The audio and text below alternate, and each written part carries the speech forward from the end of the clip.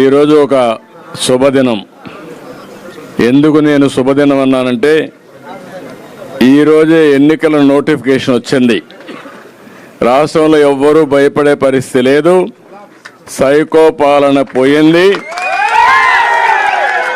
రాబోయేది ఎన్డీఏ ప్రభుత్వం.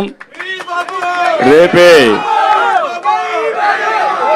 ప్రజాగళం పేరుతో చిలకలూరుపేటలో అతిపెద్ద మీటింగ్ పెట్టబోతున్నాం. అది కూడా ఒక పెద్ద చరిత్ర సృష్టించబోతున్నాం. ఆ శుభ సందర్భంలో మాగుంట శ్రీనివాసులరెడ్డి గారు, ఒంగోలు ఎంపీ, అదే మరిగా ఒక చరిత్ర కలిగిన కుటుంబం, రాజకీయ చరిత్ర ఉండే కుటుంబం వారు, మాగుంట రాఘవరెడ్డి గారు, అదే మరి కొన్ని వందల మంది నాయకులు కార్యకర్తలు పార్టీలోకి వచ్చారు. వారందరికీ పేరు పేరున మనస్ఫూర్తిగా పార్టీలోకి స్వాగతం పలుకుతున్నాను. అదే సందర్భంలో ఈరోజు మీరు చూస్తే నెల్లూరు నుంచి వంటేరు వేణుగోపాల్ రెడ్డి గారు, మాజీ ఎమ్మెల్యే, ఆ రోజు బ్రహ్మాండంగా చేశారు. ఆయన కూడా ఈరోజు మళ్ళా పార్టీలోకి వచ్చారు. వారికి కూడా మనస్ఫూర్తిగా స్వాగతం పలుకుతున్నా. అదే సందర్భంలో చెంచు గరటయ్య ఎప్పటి నుంచో కూడా రాజకీయాల్లో ఒక మంచి పేరు, ఆయనతో కలిసి చెంచు కృష్ణ చైతన్య, ఆయన కూడా మొన్నటి ఒక కాన్స్టిట్యున్సీ ఇన్ఛార్జిగా ఉండి ఈరోజు మళ్ళా మన పార్టీలోకి వచ్చారు. వారిని కూడా మనస్ఫూర్తిగా పార్టీలోకి స్వాగతం పలుకుతున్నా. చీరాల మాజీ శాసనసభ్యులు, మన మిత్రులు మళ్ళా సొంత ఇంటికి వచ్చాడు రామారావు గారు.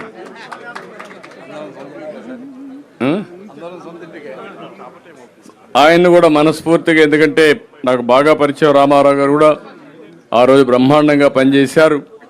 ఈరోజు కూడా ఉత్సాహంగా పనిచేయడానికి ప్రజాసేవ కోసం పార్టీలోకి వచ్చారు. వారిని కూడా మనస్ఫూర్తిగా సాదరంగా ఆహ్వానిస్తున్నా. ఈరోజు రాష్ట్రంలో ఒకటే మీరు గుర్తుపెట్టుకోవాలి, ప్రజలు గెలవాలి, రాష్ట్రం నిలబడాలి. దీనికి సైకో పాలన పోవాలి, ఎన్డీఏ పాలన రావాలి. మళ్ళీ మీకు చెప్తున్నా, రాష్ట్ర భవిష్యత్తు ఆకాంక్షించే ప్రతి ఒక్క వ్యక్తి కూడా ఆలోచించుకోవాల్సిన సమయం ఆసన్నమైంది. నిన్నటి వరకు అందరం బాధపడ్డాం, భయపడ్డాం. సరే, నాలాంటి వాడు తెగాయించాం, అది వేరే విషయం, మీరు చూశారు.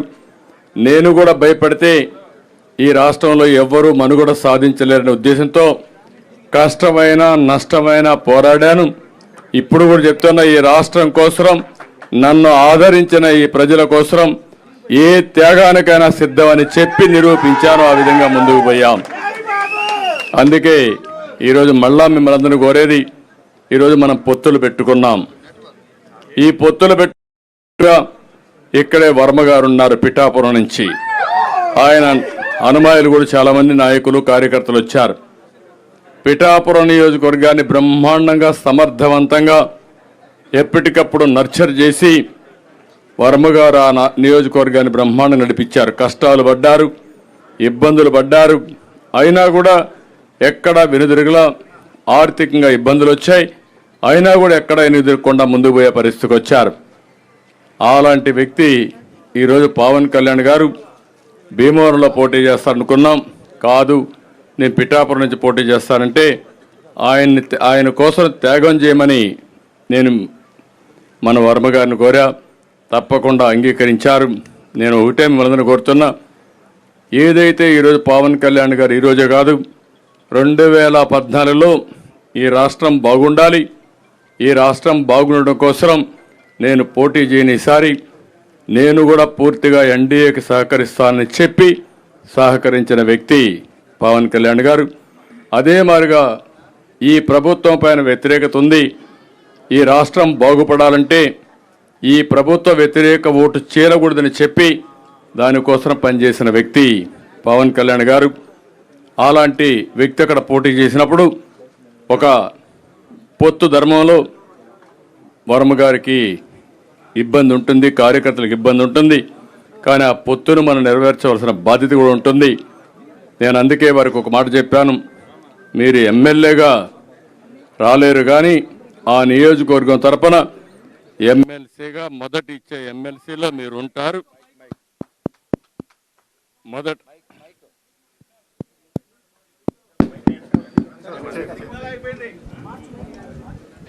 మొదటి విడత లిస్టులో ఎమ్మెల్సీగా వారే ఉంటారు. శాసన మండలికి వస్తారు.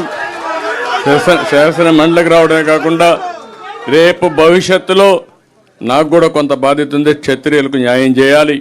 అలాంటి న్యాయం చేసే దాంట్లో ప్రమోషన్లో మొట్టమొదటిగా వర్మ గారు ఉంటారని చెప్పి మరొకసారి మీ అందరికీ తెలియజేసుకుంటూ, ఇంకొక పక్కన కార్యకర్తలందరినీ కోరుతున్నా, ఈరోజు వర్మ గారంటే అభిమానంగా ఉండే ప్రతి ఒక్కరూ పవన్ కళ్యాణ్ గారిని గెలిపించుకోవాలి. అతిపెద్ద మెజారిటీ, చరిత్రలో ఎప్పుడు రానంత మెజారిటీ రావాలి. ఈరోజు దుర్మార్గులు వైసీపీని చూస్తే ఒక నాయకుడు పోటీ చేస్తా ఉంటే ఆ నాయకుడు పోటీ చేసిన సీట్లో ఈర్ష్య, అసూయ భరించలేకుండా ఇష్టానుసారంగా ఇబ్బంది పెట్టే పరిస్థితికి వచ్చారు. నేను అందుకే ఈ రోజు నుంచి మిమ్మల్ని కోరుతున్నా, ఎక్కడ కూడా ఒక చిన్న ఇది రాకుండా మీరే వర్మ క్యాండిడేట్ అయితే ఎట్లా పనిచేస్తారో దానికంటే 10 రెట్లు ఎక్కువగా పనిచేసి పవన్ కళ్యాణ్ గారిని బ్రహ్మాండమైన మెజారిటీతో గెలిపించవలసిందిగా ప్రతి ఒక్కరిని కోరుకుంటూ, ఈరోజు మాగుంట రాక ఏమీ మీకు అనుమానం లేదు. ఈరోజు చూస్తే మొత్తం ఒంగోలు నాయకులు వచ్చారు, కార్యకర్తలు వచ్చారు. ఈరోజు నాకు అన్నీ చెప్పాను, నేను అదే చెప్పింది, అదే క్లారిటీ. నాకు నీకేమో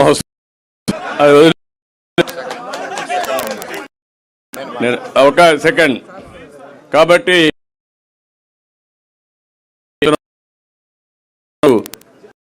శ్రీనివాసరెడ్డి గారు వచ్చినట్టు జిల్లా రాజకీయం తిరగబడింది.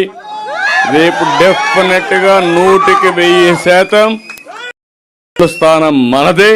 దాంట్లో మీకు అనుమానం. ఉధృతంగా గాలి వీస్తా ఉంది, మీరు గుర్తుపెట్టుకోవాలి. ఇది పెను తుఫానుగా మారుతుంది. ఈ తుఫాన్లో ఎవరైనా అడ్డం వస్తే కొట్టుకోపోవడం తప్ప వేరే మార్గం లేదు. రేపే మనకు ప్రధానమంత్రి గారి మీటింగ్ ఉంది. ఆ మీటింగ్ అంతా కూడా మీరు ప్రిపేర్ కావాలి. దర్శి కూడా తొందరలో నిర్ణయిస్తాం. పెడతాం. ఏం చచ్చిపోవక్కర్లేదు, నువ్వు ధైర్యంగా ఉండు. అయిపోయింది ఆ రోజులు ఇంకా. కాబట్టి అవన్నీ కూడా ఏం చేయాలో చేస్తా అని చెప్పి తెలియజేసుకుంటూ, ఒక్క నిమిషం వర్మ గారు మాట్లాడు. Only 1 minute. తండ్రి సమానులు చంద్రబాబు నాయుడు గారు, మరి అక్కడ ఉన్న కార్యకర్తలందరినీ కూడా నువ్వు నేను ఆదుకుంటాం, ఆ బాధ్యత నాదని తెలియజేశారు. అలాగే నా భవిష్యత్తు కూడా క్లారిటీగా చెప్పారు. నేను భవిష్యత్తు గురించి చంద్రబాబు నాయుడు గారు ఆశీస్సుల ప్రకారం 20 సంవత్సరాల నుంచి పార్టీని కొమ్ము కాస్తా ఉన్నాం. నేను కోరేది ఏంటంటే కార్యకర్తల్ని చూసుకోవాల్సిన బాధ్యత. రెండవది, మా నియోజకవర్గానికి సంబంధించి పురుషోత్తపట్నాన్ని తిరిగి ప్రారంభించడం, అలాగే ఏలేరు ఫేజ్ 2 శంకుస్థాపన చేసి చంద్రబాబు నాయుడు గారు చేసింది ఆగిపోవడం వల్ల రైతులు 2 పంటలు పండట్లేదు. వాటి సార్ని అడిగాను, సార్ కూడా చెప్తారని తెలియజేస్తూ, సార్ ఆదేశాల మేరకు పనిచేస్తా. నేను చంద్రబాబు నాయుడు గారికి తాలిబాన్ లాంటి శిష్యుడు. నేను ఎప్పుడు కూడా పరిగెట్టిస్తాం. అక్కడ పవన్ కళ్యాణ్ తెలుగుదేశం పార్టీ పునాదులతో బలీయంగా పిఠాపురంలో ఉంది. ఆ పునాదుల మీద ఆయన్ని గెలిపించి చంద్రబాబు నాయుడు గారు మెచ్చుకునే విధంగా అత్యధిక మెజార్టీతో గెలిపిస్తాం.